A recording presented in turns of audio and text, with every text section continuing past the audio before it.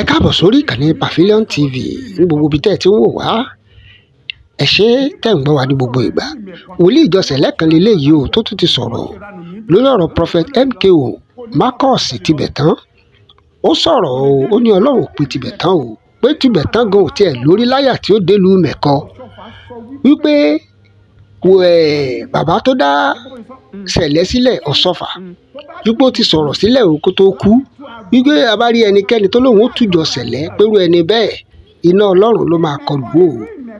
Tó bẹ́ẹ̀ ti mọ̀ lórí ìkànnì yìí àwa kì í sọ̀rọ̀ ẹnikẹ́ni láì dá o, torí ẹ̀ náà la ṣe ń gbé tọ̀tún tá ń gbé tòsì wá. Ẹ gbọ́ nǹkan tí wòlíì yìí sọ lórí ọ̀rọ̀ Prophet MKO Marcus Tibetan. Wòlíì yìí sọ̀rọ̀ pé Ọlọ́run pe òun gidigidi gan ni o, pé Tibetan ò sí lẹ́gbẹ́ Sẹ̀lẹ́ rárá, tọ́lọ́run tiẹ̀ pè rárá. Ẹ jẹ́ ká gbọ́ bó ṣe sọ, torí Yorùbá bọ̀ wọ́n ní ẹnu oníkànlá tí gbọ́ pọ̀n. Ẹ ṣé, ẹ máa like, ẹ máa subscribe ẹ ṣé tẹ̀ ń tẹ́tí sí wa ní gbogbo ìgbà.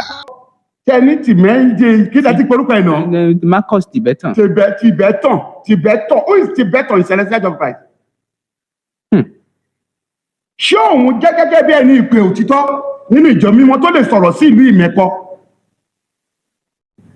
Nígbà tí wọ́n bá ń sọ̀rọ̀ Ilu-Imeko tó sọ pé wọ́n lọ ń ṣe rádaràdà ń bẹ̀, wọ́n ń ṣe ranù níbẹ̀. Olóyè lọ́ntòun. Kò ní lọ́bẹ̀ kó tẹ̀lé lọ́bẹ̀. Kò lè dé tó bá dé Ilu-Imeko inú àrá àwọn asọ́pa.